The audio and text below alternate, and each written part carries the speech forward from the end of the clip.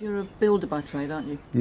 Yeah. But I was furloughed at the time, and I got all these plans to do my bathroom up, so I'd started tiling my bathroom, and I put 2 tiles on and was feeling breathless, and the next 2 tiles, it was like, how can I say, laying bricks that you couldn't lift up. It was that tiring, and I just give it up.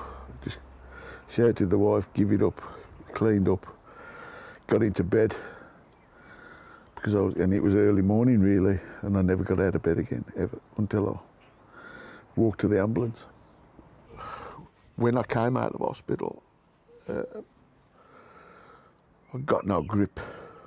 I've just recently got my grip back, so I could only get my hands to there.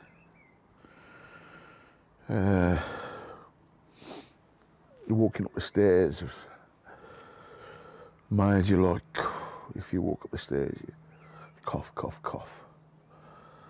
So it's embarrassing, but to get to the toilet, I use the commode down here, downstairs, and still do. I couldn't hold a kettle, couldn't fill a kettle up, couldn't make a cup of tea, couldn't make a sandwich, couldn't hold anything. Now I'm out little things that you may not notice and you take for granted, like we went on holiday last week and I actually ripped a sauce, tomato ketchup sauce thing. And that's the first time I've done that in like 12 months.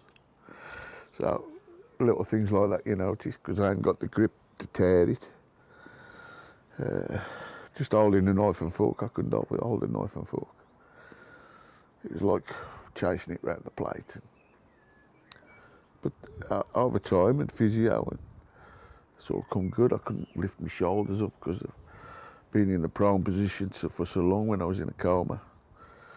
I couldn't dress myself. Put my socks on, I couldn't put my socks on, couldn't fasten a belt. And it's a physio and determination get you there. And I had a conversation with the doctor, and to be fair, he wouldn't even treat me because he'd never dealt with anybody with COVID before. And I appreciate that, because he was honest with me rather than guess, because I'd got a really bad cough, and he didn't really know how to treat it. So we had to get in touch with the hospital, the respiratory consultant, to try and get a prognosis on how to treat me. Physio, yes, that started straight from the start, which was brilliant. Home visits, just helping me with walking, just walking around the street. You know, a little walk around from my house to the top of the garden with my oxygen tanks, and just generally building me up as regards walking and looking after me and giving me the confidence to keep going. Again with my hands, over the phone this was exercises with my hands, but it's all helped, as you can see. I've got my hands back now. So you had hand therapy, is that what that was? Yeah, hand therapy over the phone. Shoulders, I had one-to-one with Katie Smith. She was Gilbert's physio, Gilbert Hospital. Alison used to come, again, helping around the streets and walking, and yeah, everything was good as regards physio. Couldn't knock them in the slightest. That was excellent. Mine was shoulder movement. I hadn't got any. Physically walking, this hands, and just getting my movement back in general. Because you're thinking better. I thought I was better when I come out, but it's not until you try and get back to normal life that you realise you're nowhere near what you was. You know. Strength-wise, it's, well, I used to carry the shopping in 4 or 5 bags at a time, and now I couldn't pick a bag of shopping up when I come out. It's all hard work. It's hard work to get back. You don't realise what it does to you. You think it's just a lung infection. Far from it. Far from it. And I still struggle with my breathing because I was on oxygen until about a month ago.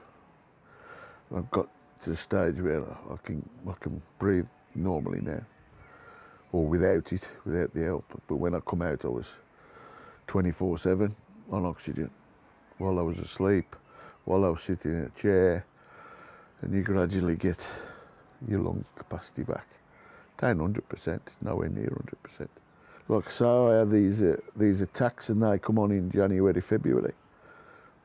Never experienced anything like it. I'm cardiology now, under cardiology, heart monitor, waiting for the results on that. I know you said it's very slow, but when you look back to how bad you were and where you are now, how does that make you feel? Fortunate.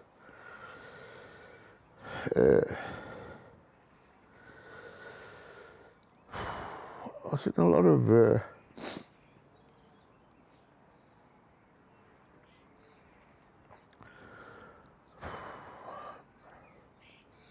scenes that I don't want to see. People being wheeled out with blankets over their heads, and knowing that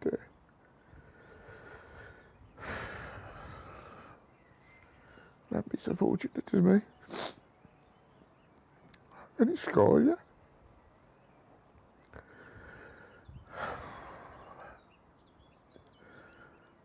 There are many days that goes by that I don't think of it.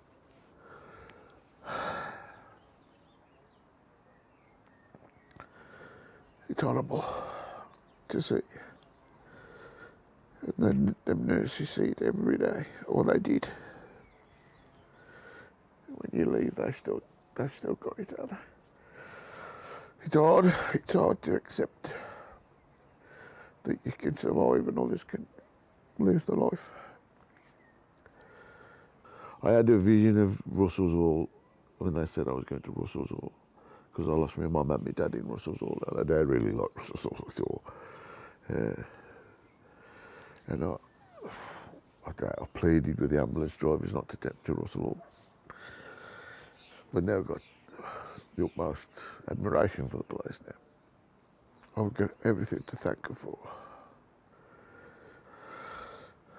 Like I said, I can't thank them enough, and there was special people doing a special job, and I love them. I love them all. I love them all. They saved my life.